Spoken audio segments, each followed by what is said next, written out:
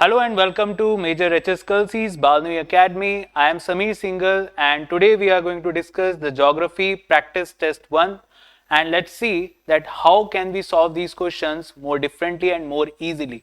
So शुरुआत करते हैं दोस्तों इन क्वेश्चंस की और देखते हैं कि पहला क्वेश्चन हमारे सामने क्या है.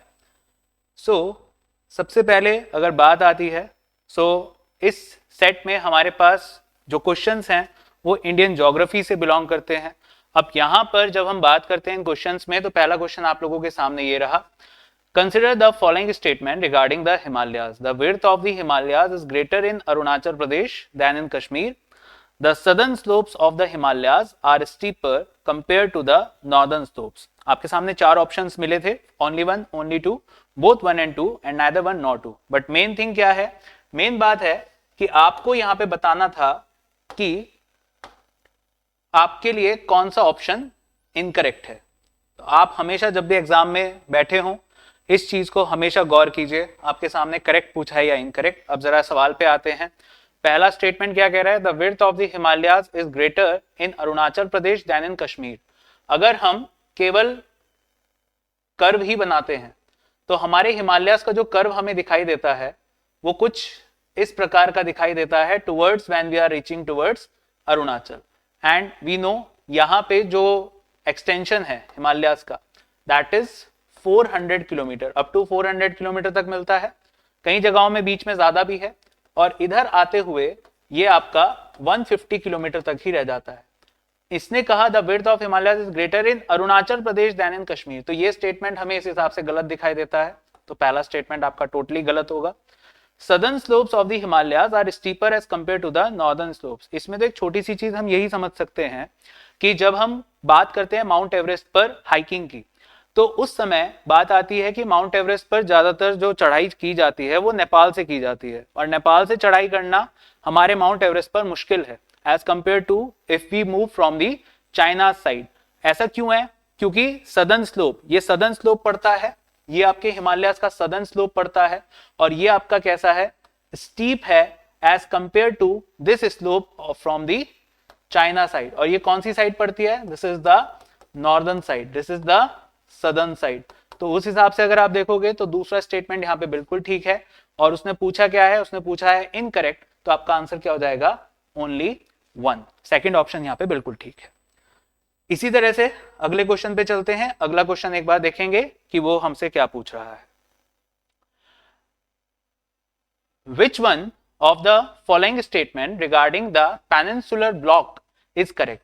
पेनिनसुलर ब्लॉक के बारे में बात कर रहा है, यानी कि अगर हम बात करें हमारे भारत में तो आप जानते हो physiographic division of India 6 parts में डिवाइडेड है. उसमें से ये बात कर रहा है पेनिनसुलर ब्लॉक की, यानी पेनिनसुलर ब्लॉक के बारे में पूछ रहा है कि कुछ स्टेटमेंट्स दिए हैं जैसे peninsular block is primarily composed of young folded sedimentary rocks.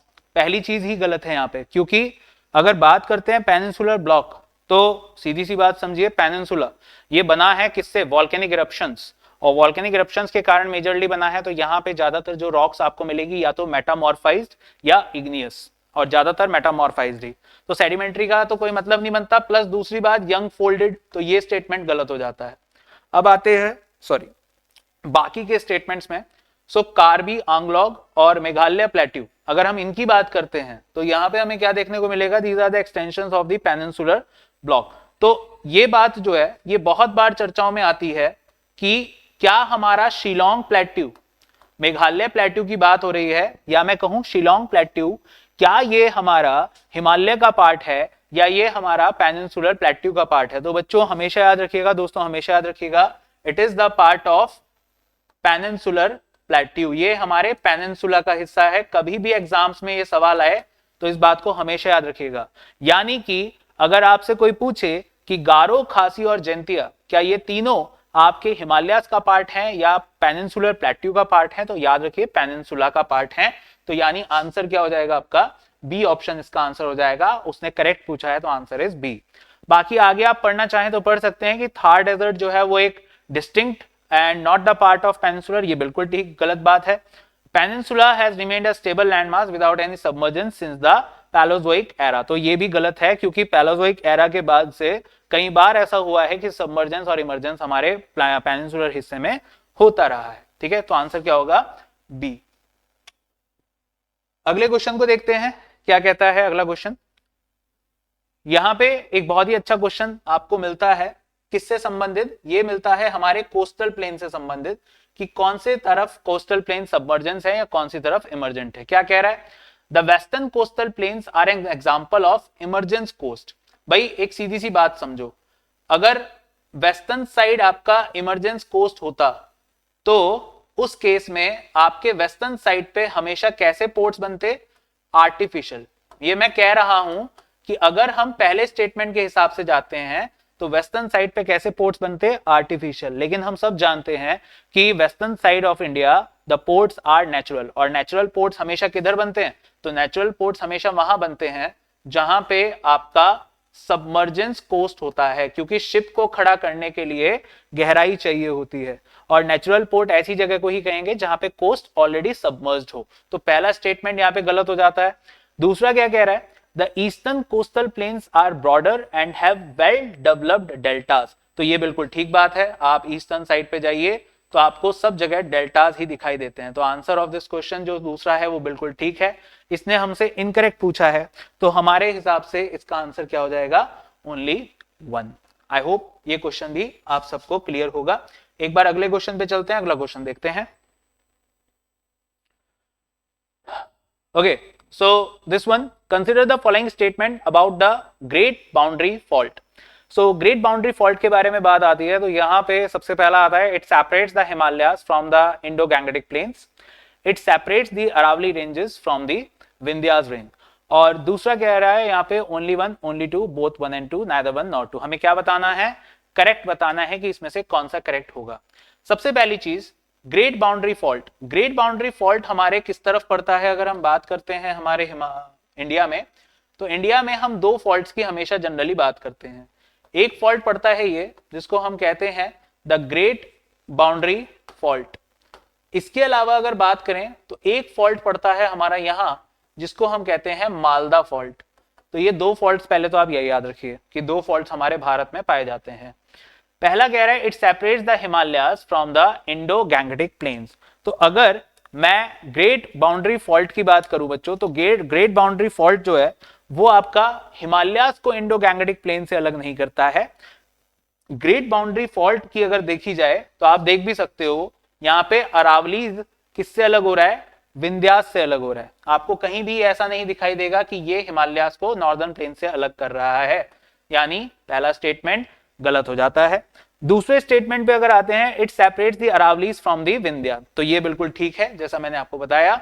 Answer क्या होगा? इसने करेक्ट पूछा है तो आंसर होगा मेरा ओनली 2। आई होप ये क्लियर होगा सभी को। अगले क्वेश्चन को देखते हैं। ओके, इसको देखिए, विच of the following statement about the Doon formation is incorrect. सबसे पहले तो आपको यह जानना होता है कि दून बेसिकली है क्या। चलिए एक बार ऑप्शन देखते हैं फिर बात करेंगे।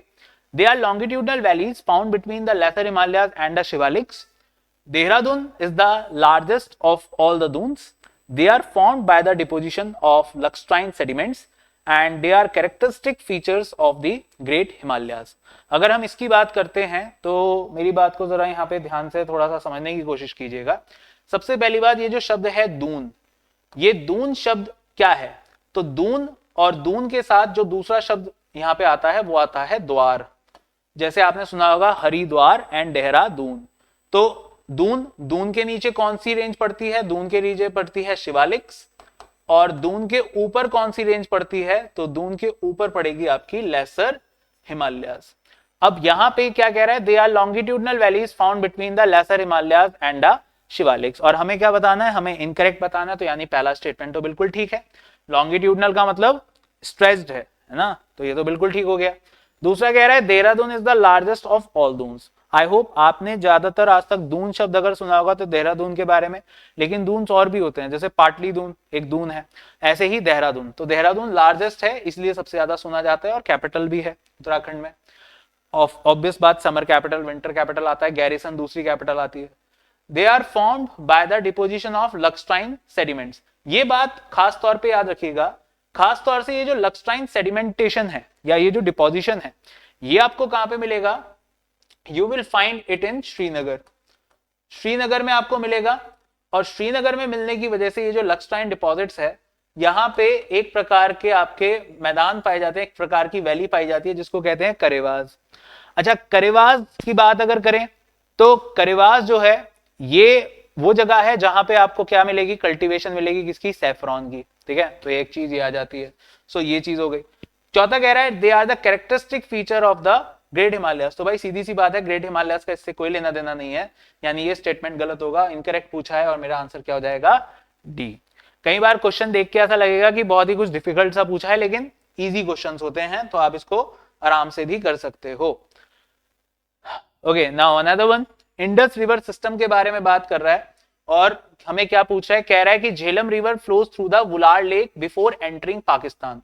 तो सीधी सी बात अगर मैं आपको बताऊं तो ये हमारा जम्मू कश्मीर का इलाका है। जम्मू कश्मीर में जब हमारी रिवर झेलम चलती है, पहले बात तो ये समझिए कि इंडस ये हमारी चली गई, इंडस चली गई, झेलम, झेलम की जो बात आती है वो कुछ इस तरह से जाती है और जाती है पाकिस्तान। इसकी शुरुआत होती है एक झील से जिसको बोलते हैं वेरीनाग झील या शेषनाग झील बोलते हैं। जाते हुए ये बीच में एक टेक्टोनिक लेक को पानी देती है। इस टेक्टोनिक लेक का नाम क्या होता है? वुलर लेक या वुलार बोलते हैं। ये जो लेक है ये लार्जेस्ट फ्रेश वाटर लेक है भारत की। ठीक है, और अगर बात करते हैं लार्जेस्ट सॉल्ट वाटर लेक तो वो आप जानते हो सांभर लेक है। लार्जेस्ट ब्रैकिश वाटर लेक या लगून लेक चिल्का लेक है, और लॉन्गेस्ट जो लेक है भारत में वह है वेम्बनाड। ठीक है, ये तो कुछ पॉइंट्स हुए। वापस आते हैं तो ये स्टेटमेंट बिल्कुल ठीक है। दूसरा, Sutlej river enter India through the Lipulekh pass, ये गलत है, क्योंकि सतलज रिवर जो राकस से आती है ये बच्चों एंटर करती है आपके शिप किला से। कहां से एंटर करती है? शिप किला। ठीक है, तो इसको याद रखिएगा। तो अगर बात करते हैं, दूसरा स्टेटमेंट गलत है, पहला वाला ठीक है, तो इसका आंसर इसने पूछा है कौन सा इनकरेक्ट होगा, तो मेरा आंसर होगा ओनली 2। आई होप ये क्वेश्चन सबको क्लियर होगा। एक बहुत ही अच्छा क्वेश्चन है। इस पे और भी चीजें हैं, जैसे अगर आप पूछेंगे तो 1960 का इंडस वाटर ट्रीटी पिछले साल काफी चर्चा में था, तो उस पे से भी सवाल आ सकता है। जवाहरलाल नेहरू जी ने साइन किया था और दूसरी तरफ से किया था जनरल अयूब खान ने।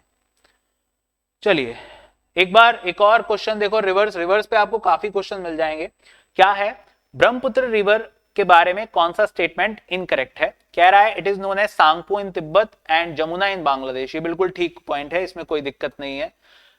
इवन एक चीज और याद रखिएगा, जब सांगपो रिवर इंडिया में एंटर करती है तो उस समय इसका जो नाम होता है, एंटर करते ही ब्रह्मपुत्र नहीं पड़ जाता, एंटर करते समय नाम पड़ता है दिहांग।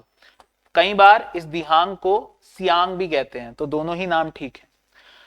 Its velocity and discharge decrease significantly after entering the Assam valley, कि जब ये वैली असम में प्रवेश करती है तो वहां पे जो डिस्चार्ज है या जो पानी है या जो वेलोसिटी है वो अचानक से गिर जाती है।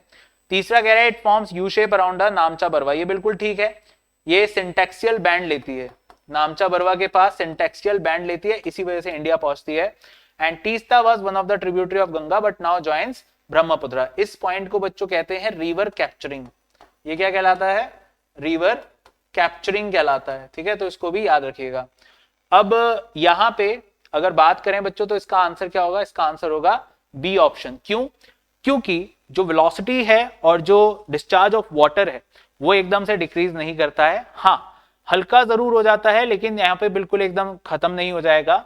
उस चीज की वजह से दो चीज होती है, एक तो असम में ब्रेडेड चैनल्स बनते हैं, और दूसरा यहीं पे ब्रह्मपुत्र रिवर में आपके आइलैंड्स बनते हैं, जैसे कि आपका बनता है Majuli the largest river in island, और दूसरा बनता है आपका Umanand that is the smallest river in island. दोनों आपके वहीं पे पाए जाते हैं। आई होप ये क्लियर होगा। तो इसका आंसर बच्चों याद रखिएगा, आंसर होगा आपका बी ऑप्शन। एक और क्वेश्चन फ्रॉम द रिवर। बच्चों रिवर एक ऐसा टॉपिक है जिसको बहुत अच्छे से करना चाहिए। All the west flowing rivers of the peninsula form estuaries rather than delta। भाई अगर मैं बात करनी शुरू करूं भारत में नदियों की, तो यहां पे मुझे मिलती है नर्मदा, मुझे मिलती है तापी, मुझे मिलती है मांडोवी, मुझे मिलती है पेरियार, ऊपर से आती है माही रिवर, यहां से आती है साबरमती। ये सभी रिवर्स मेजरली आपके क्या बनाती हैं? यहाँ पे सबकी सब एस्चुरीज बनाती हैं। क्यों? क्योंकि इन सबके पास सेडिमेंट की कमी है। तो यानी पहला ऑप्शन आपका बिल्कुल ठीक हो जाता है। Luni river is the only major river in the desert regions and ends in the Rann of Kutch. ये जो है रन ऑफ कच्छ में खत्म हो जाती है। बच्चों इसके लिए याद रखिएगा, लूनी रिवर को बड़ा ही फेमस जाना जाता है फॉर इट्स इनलैंड ड्रेनेज।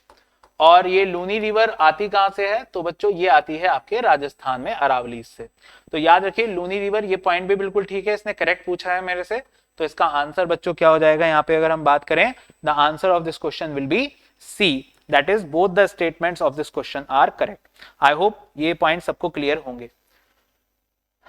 इसके बाद देखिए और क्वेश्चंस हैं just like this one, and again this question is on the Godavari river. कह रहा है it originates from the Mahabaleshwar plateau. ये महाबलेश्वर प्लेट्यू में बनती है।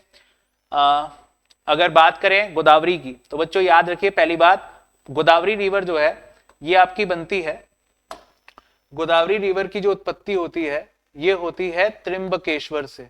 कहां से होती है? त्रिंबकेश्वर। और ये महाबलेश्वर में नहीं पड़ता, ये पड़ता है नासिक में। ठीक है, याद रखिएगा। दूसरी बात, इट्स कटैचमेंट एरिया, यानी पहला स्टेटमेंट गलत है।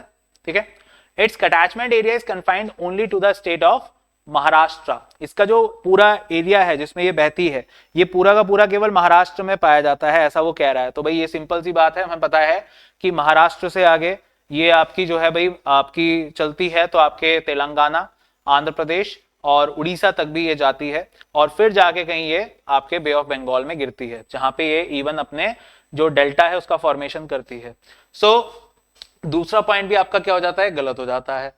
करेक्ट पूछा है इसने हमसे। फिर तीसरा कह रहा है Pranhita is the largest tributary found by the union of Wainganga, Penganga and Wardha. बच्चों ये बहुत इंपॉर्टेंट पॉइंट है, याद रखना। और एक और बात याद रखना, प्राणिता जो है ये एक ऐसी रिवर है जो कि आपकी आती है त्रिंबकेश्वर से। ये भी कहां से आती है? त्रिंबकेश्वर से। और यहां पे जो चौथी चीज आती है, फ्लोज इनटू अरेबियन सी, ये भी गलत है, आप जानते हो। तो आपका सही आंसर क्या हो जाएगा? C option, that is Pranhita is the largest tributary of Godavari. ठीक है, तो बच्चों इसको याद रखिएगा, Godavari river it is a very important river. और हाँ, गोदावरी रिवर को आप जानते हो दक्षिणी गंगा भी कहते हैं और वृद्ध गंगा या ओल्ड गंगा भी कहते हैं। एक बात और याद रखिएगा, अगर बात आती है पैन गंगा वैन गंगा की, जैसे यहाँ पे आपको दिख रहा होगा, तो Penganga Wainganga tributary है गोदावरी की। लेकिन अगर दूध गंगा और पंच गंगा की बात करें तो वो दोनों ट्रिब्यूटरीज हो जाती हैं कृष्णा की। ठीक है, तो ये बात यहाँ पे याद रखिएगा बच्चों। और अगर आपसे पूछे कि गंगा ऑफ साउथ इंडिया किसको कहते हैं, तब आपका आंसर गोदावरी नहीं होगा, तब आपका आंसर होगा कावेरी। ठीक है, चलिए okay, next one Krishna river पे आ रहे हैं। अब कृष्णा रिवर पे क्वेश्चन क्या है कि Tungabhadra is the major right bank tributary. भाई पहली बात तो हमें ये पता होना चाहिए कि थोड़ा सा हमें अनुमान हो कि कैसे रिवर चल रही है। तो भाई ये आई हमारी कृष्णा रिवर। अब कृष्णा रिवर जब आई है तो तुंगभद्रा भी इसका पीछा करती है, but the thing is Tungabhadra इसका पीछा करते हुए कहां तक आती है? तो तुंगभद्रा इसका पीछा करते हुए पहुंचती है, एक बहुत ही इंपॉर्टेंट रिवर ये बन जाती है। और इसकी कैसी ट्रिब्यूटरी बन जाती है बच्चों? राइट हैंड ट्रिब्यूटरी बन जाती है। ठीक है, और एक बात, तुंगभद्रा रिवर वही रिवर है जिसके किनारे आपका विजयनगर एम्पायर बसा था, और एक बहुत ही फेमस शहर हम्पी भी पाया जाता है। ठीक है, तो तुंगभद्रा भी याद रखिएगा। और तुंगभद्रा डैम जो है इसी नदी पर है, उसको भी याद रखिएगा। दूसरा, Koyna dam is located on it's tributaries. जो कोयना डैम है वो इसकी ट्रिब्यूटरीज पे पाया जाता है, बिल्कुल। और कौन सी रिवर पे पाया जाता है? कोयना पे। किस पे पाया जाता है? कोयना। तो अगर हम इस क्वेश्चन को देखें बच्चों, तो इस क्वेश्चन का जो सही आंसर हो जाएगा that would be neither one nor two, ये याद रखिएगा। लेकिन अगर वो पूछे कि कृष्णा की सबसे बड़ी ट्रिब्यूटरी कौन सी है, तो कृष्णा की सबसे बड़ी ट्रिब्यूटरी है बच्चों भीम रिवर। और एक बात याद रखिएगा, कृष्णा की एक और ट्रिब्यूटरी आती है मूसी। तो एक मूसी रिवर जो है वो उसके किनारे एक शहर बसता है हैदराबाद। और मूसी नदी पर हमारे पाए जाते हैं 3 इंपॉर्टेंट रिजर्वॉयर्स, हुसैन सागर, हिम्मत सागर एंड उस्मान सागर। ठीक है, तो उसको भी याद रखिएगा। चलिए अगला देखते हैं। रिवर्स का क्वेश्चन अब खत्म होता है, आगे आपके सामने एक और क्वेश्चन आता है and it is related to monsoon. Thermal theory के बारे में पूछ रहा है। पहली चीज मैं आपको बता दूं, जब हम मॉनसून पढ़ते हैं तो मॉनसून एक ऐसा टॉपिक है जो अभी भी रिसर्च में है। अब उसके अंतर्गत 2 सबसे इंपॉर्टेंट थ्योरीज आती हैं। एक आती है थर्मल थ्योरी, जो कि कहती थी कि भाई हमारा जो मॉनसून है वो जस्ट एक सिंपल लैंड और सी ब्रीज की तरह काम करता है। दूसरी थ्योरी क्या कहती है कि हमारा जो मॉनसून है वो डायनेमिक कंसेप्ट की बात करता है, जिसके अंतर्गत वो जेट स्ट्रीम थ्योरी को लेके आता है। तो यहां पे अगर बात करते हैं तो पहला क्या कह रहा है, it was proposed by Halley in 1686। तो भाई ये तो बात देखो सिंपल है कि हैली ने ये दिया था, लेकिन मेन बात क्या आती है 1686। तो आज के बाद हमेशा याद रखिएगा कि हैली ने 1686 में ये कंसेप्ट दिया था, ये स्टेटमेंट बिल्कुल ठीक है। It views the monsoon as the large scale land and sea breeze, मैंने जैसा बताया। It ignores the role of Tibetan plateau and jet streams, ये भी बिल्कुल ठीक है। इसीलिए वो ये नहीं बता पाया था कि मॉनसून अर्ली ऑनसेट और डिले क्यों होता है, ठीक है, इस बारे में भी याद रखिएगा। It suggest that monsoon is purely a result of the shifting of the ITCZ, ये स्टेटमेंट जो है यहाँ पे इनकरेक्ट है। क्यों? क्योंकि ये हेलीज का कंसेप्ट का स्टेटमेंट नहीं है, ये डायनेमिक का है। आपका आंसर क्या हो जाएगा बच्चों? डी, ठीक है, इसको याद रखिएगा, द आंसर इज डी। आगे बात करते हैं, अगला क्वेश्चन आप लोगों के सामने ये रहा। October heat, consider the following statement about the October heat, कि अक्टूबर हीट क्या होती है, इस पे जरा हम ध्यान देते हैं जरा। So it is characterised by high temperature and high humidity and it occurs during the period of the retreating monsoon. तो अगर हम जरा सा थोड़ा सा सोचें इस क्वेश्चन के बारे में, तो अक्टूबर हीट आप थोड़ा सा सोचिएगा, आपका जो मॉनसून होता है बच्चों वो जून में आता है, 20 मई तक वो अंडमान निकोबार पहुंचता है, सबसे पहले अंडमान निकोबार आता है, और 1 जून को पहुंचता है मालाबार कोस्ट यानी कि केरला। उसके बाद मिड ऑफ जुलाई तक पूरे दिल्ली तक वो पहुंचता है, and by the end of अगस्त आपके जो दोनों बेल्ट्स होती हैं, अरेबियन सी और जो बे ऑफ बंगाल ब्रांच होती है, दोनों पंजाब के ऊपर जाके कन्वर्ज हो जाती है। यानी जून से लेकर मई के 20 से लेकर और सितंबर तक आपका मॉनसून भारत में रहता है। सितंबर में रिट्रीटिंग होता है और उसके बाद रिट्रीटिंग वापस जा रहा होता है। तो सितंबर अक्टूबर का समय जो होता है, अक्टूबर के शुरुआत का और सितंबर का, ये रिट्रीटिंग का समय होता है। अब उसमें दूसरी बात, अक्टूबर वो महीना होता है जब आपका जो लैंड है वो मॉइस्ट होता है, यानी ह्यूमिडिटी बनी रहती है, दिन का वक्त गर्म होता है, रातें थोड़ी सी प्लीजेंट होनी शुरू हो जाती हैं। तो ये अगर आप देखोगे तो सारे पॉइंट्स आपको इन दोनों में मिल जाएंगे।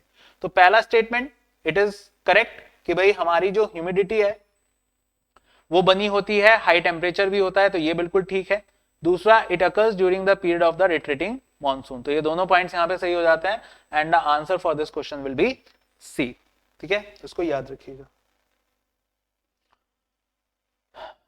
ओके, अगला देख सकते हो आप, which of the following statement about the cold weather season of India is incorrect. भाई यहाँ पे हमारे कोल्ड वेदर के रेस्पेक्ट में जो कौन सा स्टेटमेंट है, यानी विंटर के रेस्पेक्ट में कौन सा स्टेटमेंट है वो इनकरेक्ट है, ये वो पूछ रहा है। कह रहा है द आइसोथर्म्स रन रफली parallel to the latitudes in north India, the prevailing winds are the north east trade winds, the southern India experiences a well defined cold season with frost, the night temperatures are generally higher when there is cloud cover। Okay, तो यहाँ पे हमें incorrect बताना है। अब सबसे पहला isotherms की अगर बात करते हैं, सो आइसोथर्म्स जो है पैरेलल चलती हैं लैटिट्यूड्स में in terms of north India. तो आइसोथर्म्स बच्चों कौन सी लाइंस होती हैं? Isotherms are the contour lines, और ये डिफाइन करती हैं सेम टेम्परेचर को, ठीक है। तो अगर हम इसके हिसाब से जाएं, तो अगर देखा जाए तो आइसोथर्म्स बिल्कुल बिल्कुल पैरेलल चलना शुरू कर देती है जैसे जैसे आपका टेम्परेचर कम होने लगता है। तो पहला स्टेटमेंट बिल्कुल ठीक होगा। दूसरा कह रहा है the prevailing winds are the north east trade winds, बिल्कुल ठीक बात है। भाई आप सब जानते हो कि उस समय पर अगर बात करते हैं तो ये मान लीजिए हमारा इंडिया है, इस इंडिया में उस समय नॉर्थ ईस्ट विंड्स की वजह से कोरोमंडल कोस्ट में बारिश होती है, तो ये भी बिल्कुल ठीक है। फिर कह रहा है night temperatures are generally higher when there is cloud cover, तो ये तो एक बहुत ही नॉर्मल सी और नॉर्मल सोचने वाली समझने वाली बात है। याद रखिएगा जब कभी बादल होते हैं तो उसकी वजह से, और रात में बादल होते हैं तो टेम्परेचर बढ़ जाता है। तो चौथा स्टेटमेंट यहाँ पे बिल्कुल ठीक हो जाता है।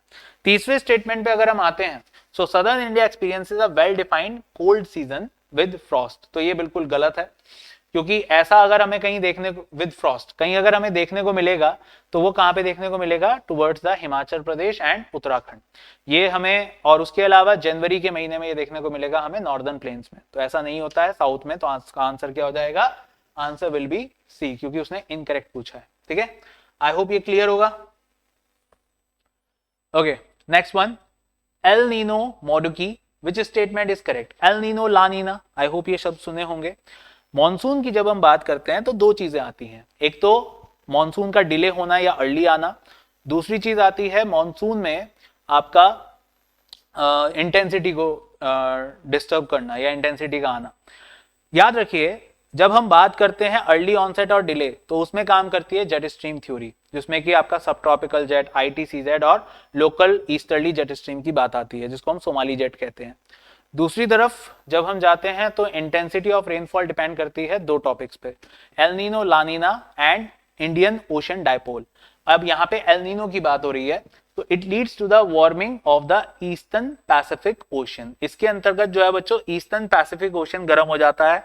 दूसरा कह रहा है it leads to the warming of the central Pacific Ocean. It always result in surplus monsoon for India and it is the same as the traditional El Nino phenomena. तो अगर हम यहाँ पे बात करते हैं तो एल नीनो एक अलग चीज है और एल नीनो मोंडो की एक अलग चीज है। एल नीनो के केस में अगर हम बात करते हैं तो बच्चों पहला स्टेटमेंट बिल्कुल ठीक हो जाता, लेकिन ये बोल रहा है एल नीनो मोडकी। एल नीनो मोडकी वो केस होता है जब आपकी गर्म सी सरफेस, जो आपका सी सरफेस होता है पैसिफिक में, वो आपका शिफ्ट करता है और वो पहुंचता है ऑस्ट्रेलिया की तरफ। लेकिन मोंडोकी के केस में ये कहां पे रह जाता है, ये रह जाता है आपका सेंट्रल पैसिफिक में रह जाता है। एक बात और याद रखिएगा, जो हमारा नॉर्मल सदर्न ऑसिलेशन या जिसको हम न्यूट्रल फेज कहते हैं, उसमें अगर बात करते हैं तो यहाँ पे एक साइकिल बनता है बच्चों जो बड़ा फेमस है, जिसको कहते हैं वॉकर सर्कुलेशन। तो कभी कोई पूछे कि वॉकर सर्कुलेशन किससे संबंधित है, that is related to the southern oscillation और the normal movement of sea surface towards the Australia. ठीक है, तो आपका आंसर बच्चों इस क्वेश्चन का क्या हो जाएगा, the answer of this question will be B. El Nino, El Nino का मतलब क्या होता है, क्राइस्ट चाइल्ड। ठीक है, ये बात याद रखिएगा। और एल नीनो के केस में सरप्लस मॉनसून नहीं होता बल्कि ड्रॉट होता है। हाँ, अगर यहां पे ये कहता ला नीना, तो ला नीना के केस में याद रखिए, ला नीना के केस में होता है फ्लड, इंडिया में फ्लड एक्सपीरियंस किया जाता है। और इंडियन ओशन डायपोल के केस में अगर बात करें तो पॉजिटिव अगर इंडियन ओशन डायपोल है तो भारत में एक अच्छा मॉनसून हमें देखने को मिल सकता है। ठीक है, so these are the some important facts, इन सबको याद रखिएगा related to the monsoon. Next is consider the following regarding the rainfall distribution. Rainfall distribution के रेस्पेक्ट में अगर बात करते हैं तो चर्चा आती है कि कोरोमंडल कोस्ट जो है, Coromandel coast receives the bulk of its rainfall from the south west monsoon. दूसरी बात, the rainfall in India generally decreases from east to west in the northern plains. अब यहां पे हमें बताना है कौन सा इनकरेक्ट है। अब सुनिएगा मेरी बात, यहां पे जो आपको बात समझनी है वो क्या है, ये बात पहली तो कर रहा है साउथ वेस्ट मॉनसून। ठीक है, साउथ वेस्ट मॉनसून को ही हम समर मॉनसून भी कहते हैं बच्चों। अच्छा, साउथ वेस्ट को ही हम हॉट वेट मॉनसून भी कहते हैं, ये भी याद रखिएगा, क्योंकि ह्यूमिडिटी और टेम्परेचर और जो सब चीजें होती है वो ठीक ठाक चलती हैं। प्लस अब ये कह रहा है the bulk of rainfall occurs in the Coromandel coast. अगर ये हमारा हम इंडिया मानते हैं फिलहाल के लिए, तो इस इंडिया में ये जो रीजन है, इस रीजन को कहते हैं मालाबार कोस्ट, इस रीजन को कहते हैं कोरोमंडल। और मॉनसून जो आ रहा है वो कौन सी विंड से आ रहा है, साउथ वेस्ट। साउथ वेस्ट का मतलब है ये वाली विंड्स। अब ऑब्वियस बात है, अगर आप खुद ही देखोगे तो साउथ वेस्ट विंड पहले आके कहां टकरा रही है, towards the west coast. And because of the topography हमारी साउथ वेस्ट विंड तमिलनाडु और कोरोमंडल को कोस्ट को छुए बिना ही निकल जाती है। तो इसीलिए पहला पॉइंट तो बिल्कुल गलत हो गया, पहला पॉइंट तो यहाँ पे गलत हो जाएगा कि ज्यादातर बारिश जो है कोरोमंडल कोस्ट पे होती है। हाँ, अगर ये कहता कि कोरोमंडल कोस्ट में ज्यादातर जो रेनफॉल होती है because of the north east monsoon की वजह से होती है, तो आपका स्टेटमेंट बिल्कुल बढ़िया हो जाता, परफेक्ट हो जाता, कोई दिक्कत नहीं थी। ठीक है, लेकिन यहाँ पे ये पॉइंट गलत है। दूसरा, rainfall in India generally decreases from east to west in the northern plains. यहां पे अगर बात करते हैं तो बच्चों होता क्या है, जो हमारे नॉर्दर्न प्लेन्स में ज्यादातर बारिश होती है वो होती है because of the Bay of Bengal branch.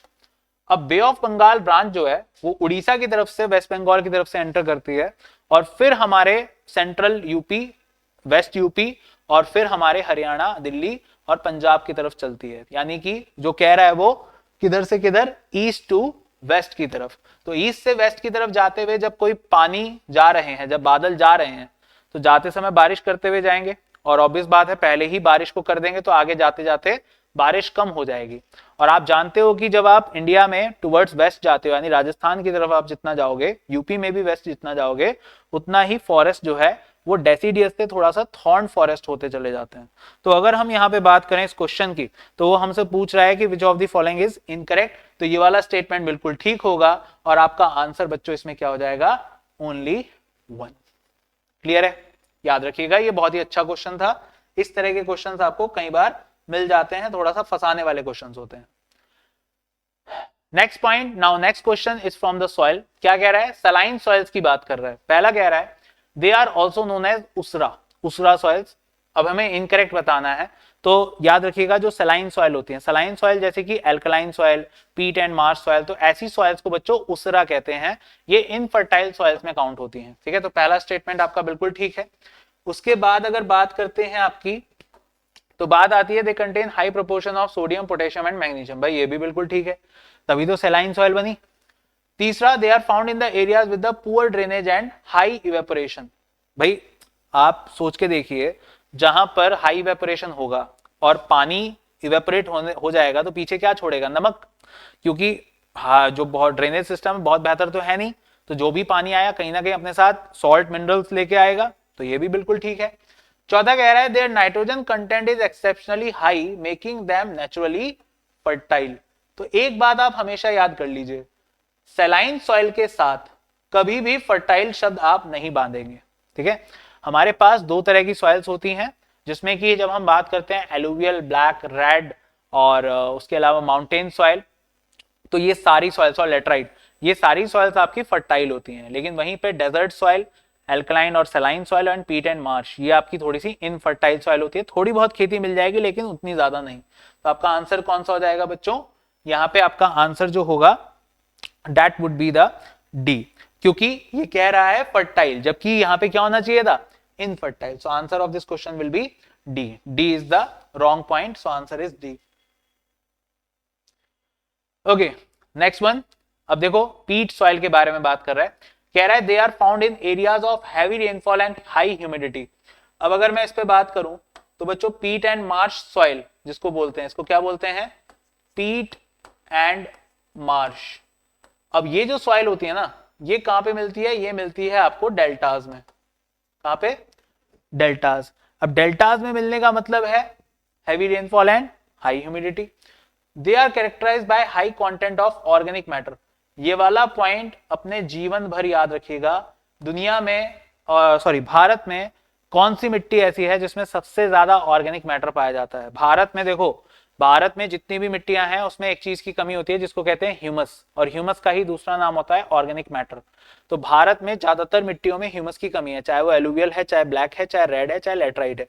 केवल दो मिट्टियों को छोड़ के, एक माउंटेन सॉइल और दूसरा पीट एंड मार्श। माउंटेन सॉइल से भी ज्यादा किसमें पाया जाता है, पीट एंड मार्श में। तो अगर हम इस क्वेश्चन के हिसाब से जाएं बच्चों, तो आपका जो आंसर यहाँ पे मिलेगा वो मिलेगा हमें क्या, बोथ 1 एंड 2, क्योंकि इसने हमसे क्या पूछा है कि करेक्ट स्टेटमेंट यहाँ पे कौन सा होगा। ठीक है, तो बात क्लियर है सभी को? आई होप ये क्वेश्चन क्लियर होगा। सॉइल्स पर काफी क्वेश्चंस पूछे जाते हैं। ब्लैक सॉइल एक बहुत ही फेमस और बहुत ही फेवरेट सॉइल है यूपीएससी के लिए, तो उसको भी बहुत अच्छे से कवर करना जरूरी है। Now regarding the montane forest, which statement is incorrect? In the Himalayas there is a succession of vegetation from the tropical to the tundra. Silver, fir and junipers are found at higher altitude. The southern slope of the Himalayas carry thick vegetation than the northern slopes.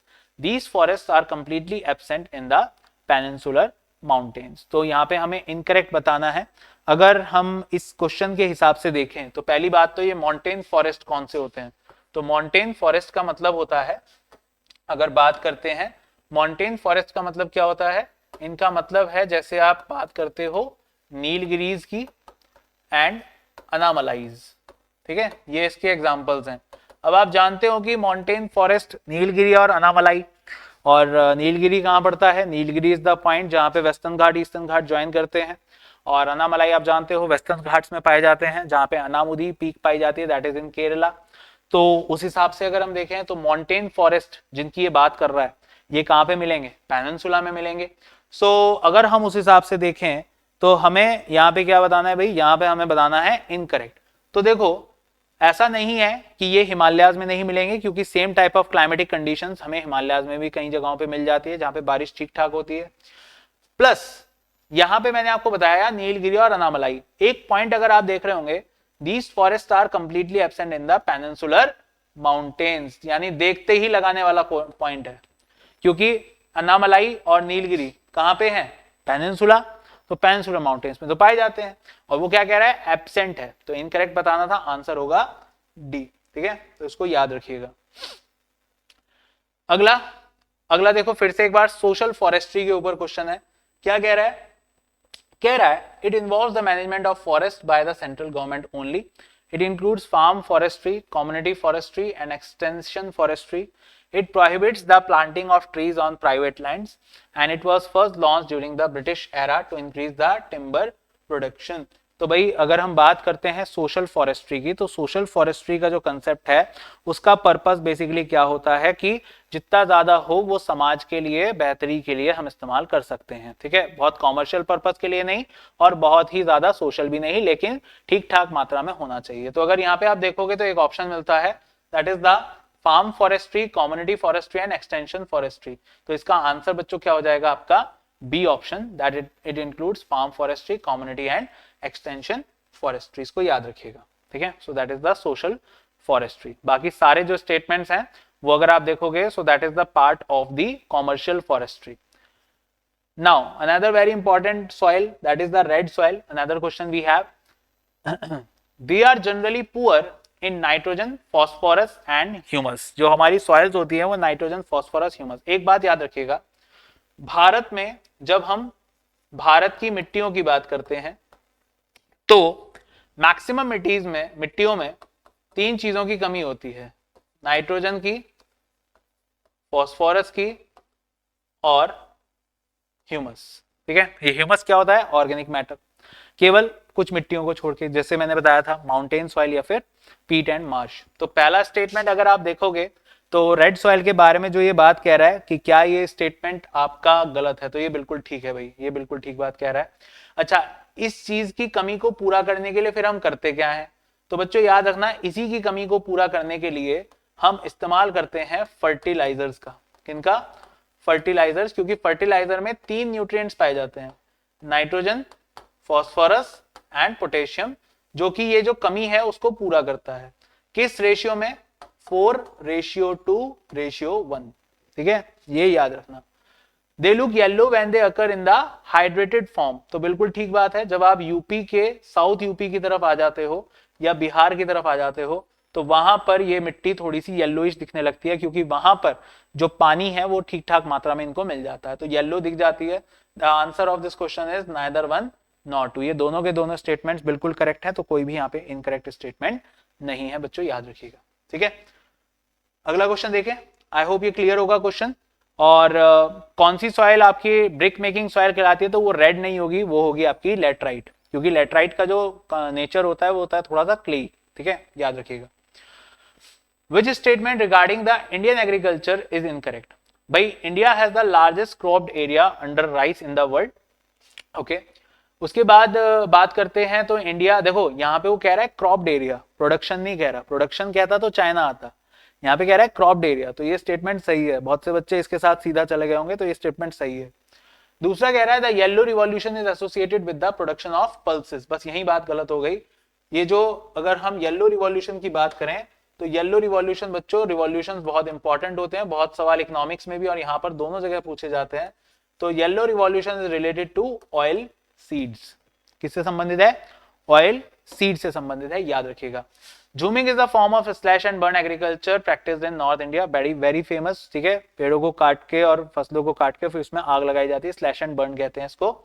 India is the largest producer of milk in the world. ठीक है, तो इसको, ये भी बिल्कुल ठीक है। The answer of this question is B. ठीक है, ये आपका इनकरेक्ट है, बाकी सारे सही है। अगर मिल्क की बात करें तो नाम आता है वर्गिस क्यूरिन का। ठीक है, जैसे हम एमएस स्वामीनाथन जी का नाम ग्रीन रिवॉल्यूशन में लेते हैं, तो वैसे ही मिल्क के यानी व्हाइट रिवॉल्यूशन के प्रोडक्शन में नाम आता है वर्गिस क्यूरिन का। ठीक है, नाम याद रखिएगा, Verghese Kurien. Consider the following regarding the copper deposits in India, भारत में कॉपर डिपॉजिट्स के रेस्पेक्ट में हमें समझना है कि क्या स्टेटमेंट यहाँ पे करेक्ट है। सो पहला कह रहे हैं India is critically deficient in the reserves and production of copper, और दूसरा कह रहा है the Palghat mine in Madhya Pradesh produce the large share of India's copper. मैं यहाँ पे एक और चीज आपको बताना चाहूंगा कि अगर हम बात कर रहे हैं कॉपर की, तो कॉपर में भारत में एक जगह और आती है बच्चों जिसका नाम है हमारा खेतड़ी। तो खेतड़ी इज द प्लेस जहां से सबसे ज्यादा कॉपर प्रोडक्शन हमारे पास है। तो बालघाट भी है लेकिन खेतड़ी भी है, तो दूसरा स्टेटमेंट बिल्कुल ठीक है। India is critically deficient in the reserves and production of copper, ये स्टेटमेंट भी ठीक है क्योंकि भारत बहुत ज्यादा निर्भर करता है कॉपर के इंपोर्ट पे। ठीक है, तो याद रखिएगा कॉपर का भारत इंपोर्ट करता है, सो कॉपर की कमी है, लेकिन भारत के पास ऐसा नहीं है कि कॉपर नहीं है। जस्ट लाइक ऑयल हमारे पास हम 20% खुद ही बनाते हैं, तो ऐसे ही कॉपर भी हमारे पास है, लेकिन कहाँ पे, एक बालघाट और दूसरा खेतड़ी राजस्थान में। ठीक है, तो ये याद रखिएगा। और इसका आंसर क्या हो जाएगा, इसका आंसर हो जाएगा both 1 and 2।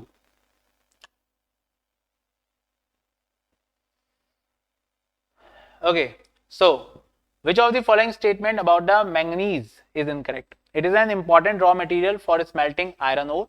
It is used in the manufacturing of bleaching powder and insecticide. Odisha is the leading producer of manganese in India. India has no manganese reserves and import 100% of its requirement. तो भाई अगर इसके बारे में बात करते हैं, अब देखो यहाँ पे मिनरल ओर्स यानी कि थोड़ा सा आपका ह्यूमन ज्योग्राफी, इकोनॉमिक ज्योग्राफी वाला कंसेप्ट जो है वो आ रहा है। तो यहाँ पे अगर देखें तो कई बार इस तरह के क्वेश्चंस हमें देखने को मिलते हैं, तो हम थोड़ा सा उसमें सोच विचार करके ये सोच सकते हैं कि यार कई बार हम एटलीस्ट ये तो सुनते हैं कि हमें क्या एक्सपोर्ट करना पड़ता है, हमें क्या ज्यादा इंपोर्ट करना पड़ता है। अब उसमें मैंगनीज रिजर्व्स की बात अगर आती है तो मैंगनीज हमारे पास पाया जाता है। तो यहाँ पे अगर आप देखें तो सोच विचार करके भी आप इस क्वेश्चन को कर सकते थे। और भारत में मैंगनीज की मात्रा ठीक ठाक पाई जाती है, जैसा इसमें लिखा भी है, Orissa is the leading producer of manganese in India. Bleaching powder में यूज होता है, इंसेक्टिसाइड में यूज होता है, और स्मेल्टिंग ऑफ आयरन की स्मेल्टिंग में भी इस्तेमाल किया जाता है मैंगनीज। तो आपका आंसर बच्चों इसका क्या हो जाएगा, answer is D option, India में मैंगनीज का रिजर्व पाया जाता है। ठीक है, next is reading regarding the non conventional energy which statement is correct. अब बात आ रही है the largest wind farm cluster in India is located in Gujarat. Nuclear energy is considered a non-conventional source of energy. Tidal energy potential in India is highest in the Gulf of Kutch, and geothermal energy is currently the largest contributor of India's power grid. यहाँ पे हमें बताना है कि कौन सा statement बच्चों यहाँ पे जो है आपका करेक्ट है। तो पहली बात तो non conventional energy, non conventional energy मतलब कि ऐसी एनर्जी, ऐसी ऊर्जा जो बहुत ज्यादा पारंपरिक नहीं है, नॉन कन्वेंशनल है। कन्वेंशनल का मतलब पारंपरिक, मतलब ऐसी ऊर्जा जो जनरली हम यूज करते हैं। तो यानी यहाँ पे बात हो रही है बच्चों रेन्यूएबल एनर्जीज की। तो अगर बात करते हैं इसमें, अगर आप ध्यान से देखोगे तो आपको क्या मिलेगा, that tidal energy potential in India is the highest in the gulf of Kutch. ये बात हमेशा याद रखिएगा, दुनिया में जो सबसे ज्यादा टाइड्स आती हैं, सबसे ज्यादा हाईएस्ट टाइड्स आती हैं, वो आती है फंडी की खाड़ी में, कनाडा में। और भारत में ये कहां पे आती है, तो भारत में आती है बच्चों ये गल्फ ऑफ कच्छ में। भारत में अगर विंड एनर्जी की बात करें तो वो आता है आपका तमिलनाडु और गुजरात दोनों में। और अगर बात करते हैं जियोथर्मल एनर्जी सबसे बड़ा पावर ग्रिड है, तो ऐसा बिल्कुल नहीं है। ये जो है बच्चों हमारा आता है कहां पे, तो जियोथर्मल एनर्जी से पहले हमारा जो सबसे बड़ा प्रोडक्शन है पावर ग्रिड के लिए, वो आता है आपका थर्मल पावर से, यानी कि कोल से। उसके बाद आपके हाइड्रो इलेक्ट्रिक, और फिर कहीं जाके जियोथर्मल। और जियोथर्मल हमें कहां मिलेगा, हिमालयाज में, अरुणाचल प्रदेश में, हिमाचल प्रदेश में। तो इसका आंसर क्या होगा, the answer for this question is particularly if we say that is the C. ठीक है, that is the only correct answer. तो ये बात याद रखिएगा, largest wind farm cluster India में गुजरात में नहीं है, जैसा मैंने बोला तमिलनाडु। ठीक है, ये बात याद रखिएगा। चलिए, आई होप ये भी क्लियर होगा। एक बार अगला क्वेश्चन देखो भाई, पेट्रोलियम के बारे में क्या रहा है। It is found in the sedimentary rocks of the tertiary period. तो भाई ये जो है हमें कहां पे मिलती है, सेडिमेंट्री रॉक्स में मिलती है। तो बच्चों पहली बात तो फॉसिल फ्यूल्स, ये शब्द सुना होगा। तो फॉसिल फ्यूल्स ये हमें कहां मिलते हैं, सेडिमेंट्री रॉक्स। और ये जो फॉसिल फ्यूल्स हैं ये वही वाले काम कर रहे हैं अभी तक जो डायनासोर से बने हैं। और वो कौन से पीरियड से बिलोंग करता है, that belongs to the tertiary period. और टर्शरी पीरियड की अगर बात करूं तो टर्शरी पीरियड से ही बिलोंग करता है आपका हिमालयाज, ये भी याद रखिएगा। क्योंकि उनके बाद ही 5.5 करोड़ साल पहले हिमालयाज का जन्म हुआ। तो tertiary period was around 55 million years अगो।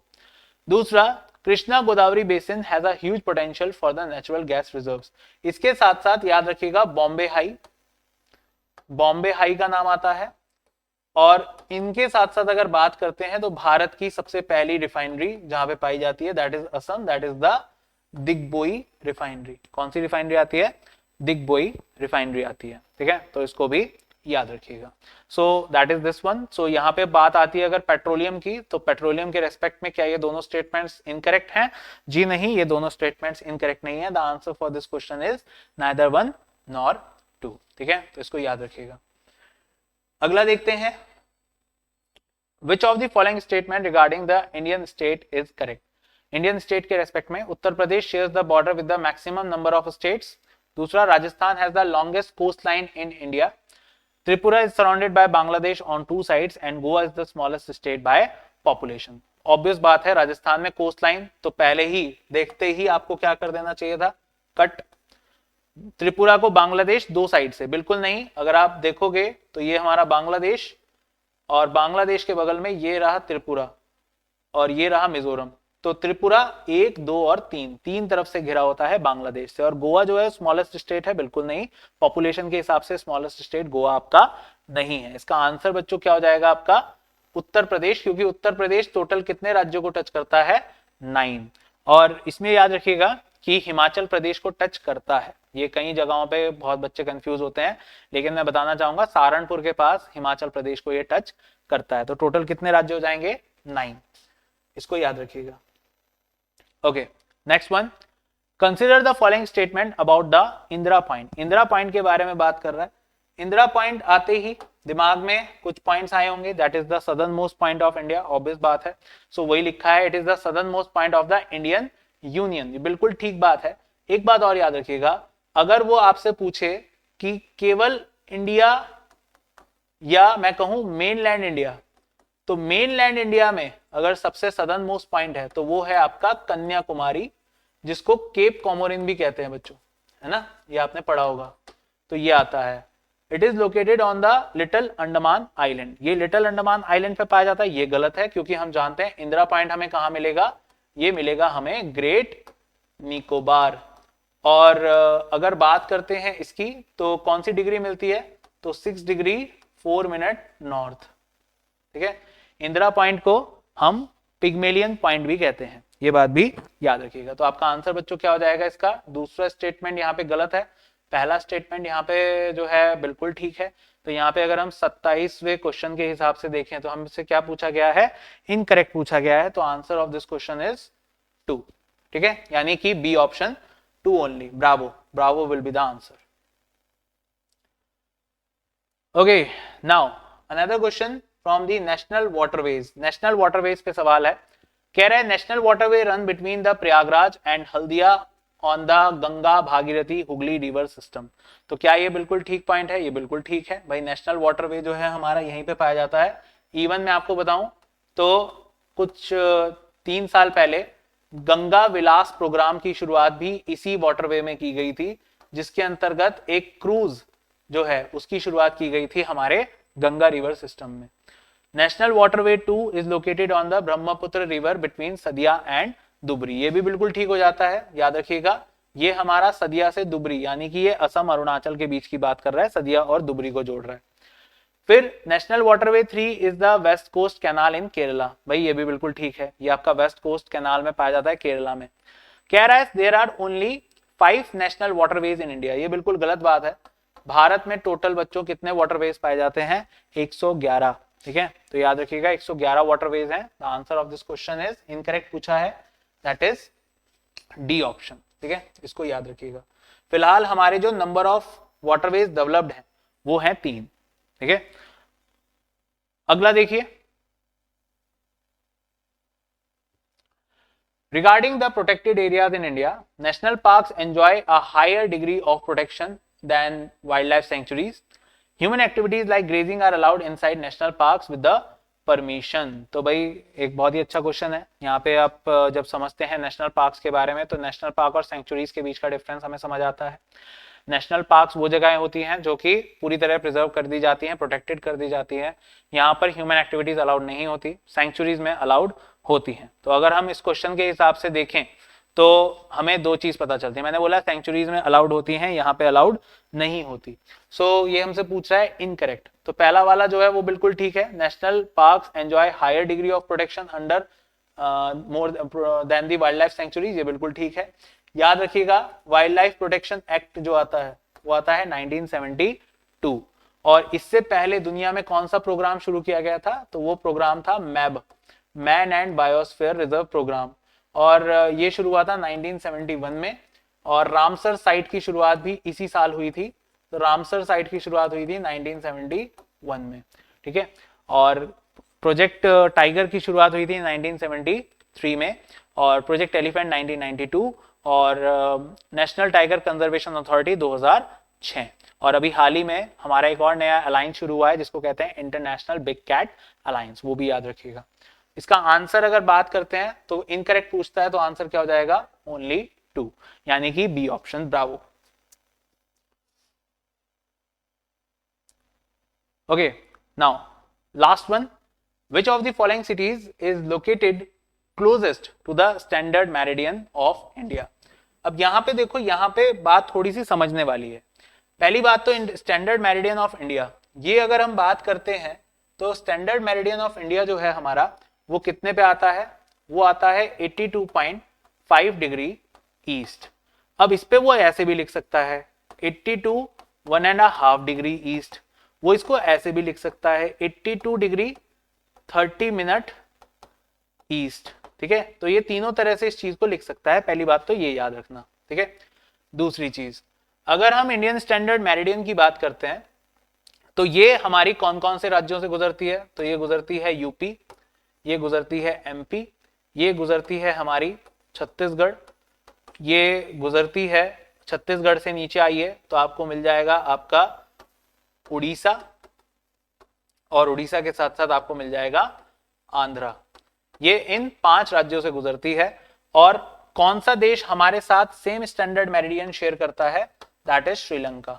कौन सा शेयर करता है? श्रीलंका शेयर करता है। तो श्रीलंका और भारत का समय बिल्कुल सेम है, दैट इज GMT +5:30, ठीक है, ये भारत का समय है। और भारत में ये यूपी के कौन से शहर से गुजरती है? तो बच्चों यूपी में एक जगह पड़ती है Naini, Naini is an industrial area. ये वैसे तो प्रयागराज और मिर्जापुर के बीच में है, लेकिन हम इसको मिर्जापुर में काउंट करते हैं। So the answer of this question is A option, इसको याद रखिएगा, ठीक है। So that is about the Indian standard meridian.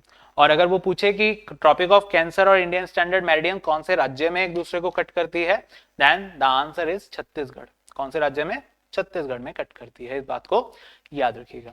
So I hope ये जो इंडियन ज्योग्राफी के क्वेश्चंस थे बहुत ही दिलचस्प क्वेश्चंस थे। काफी क्वेश्चंस हमारे अलग अलग प्रकार के टॉपिक से थे, और सभी क्वेश्चंस में आपको काफी नॉलेज मिली होगी, एंड आई होप आपने इसमें बेस्ट किया होगा। मैं इसी तरह से आपसे मिलूंगा अगले सेशन में, और hopefully we will talk about more questions and we will practice more. Till then, bye bye, take care and Jai Hind guys.